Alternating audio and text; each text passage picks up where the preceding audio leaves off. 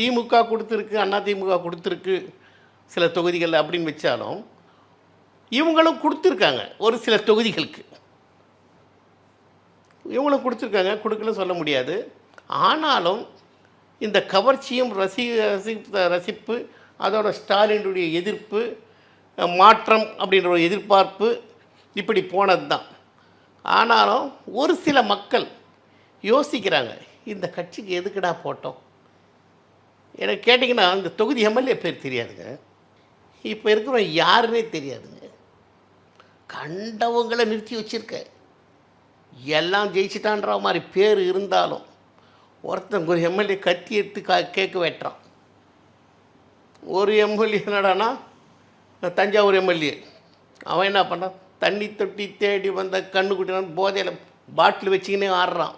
இங்கே வட சென்னையில் பாம்பு தினேஷா, அவன் வட்ட செயலாளர், அவன் இந்த மாதிரி பாலியல் பலாத்காரம் பண்ணுறான். இப்படி தொடர் நிகழ்வாக விஜய் ஆட்சியை பிடிச்சிட்டாரு. ஸ்ரீரங்கத்தில் ஒரு பிராமின் ஜெயிச்சிட்டான்.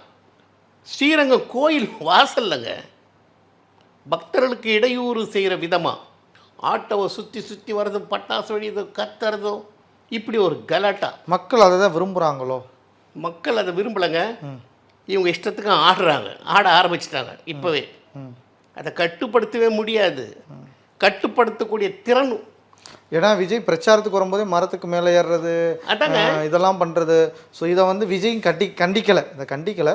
ஆனால் மக்கள் அதை அப்படியே பழகிட்டாங்க. இப்போ அப்போ பார்த்து தானே ஓட்டே போட்டிருக்காங்க. யாருனே தெரில வேட்பாளர், ஓட்டு குத்திருக்காங்க. ஒருவேளை இதெல்லாம் பழகிக்குவாங்க அப்படின்னு எடுத்துக்கலாமா? இந்த கூத்தடிக்கிறது, கத்தியால் வெட்டுறது, போதை கலாச்சாரத்தை அப்படியே. அப்போது திமுக உனக்கு என்ன மாற்றம்? நீ என்னத்தை மாற்றத்தை கொண்டு வர போகிற?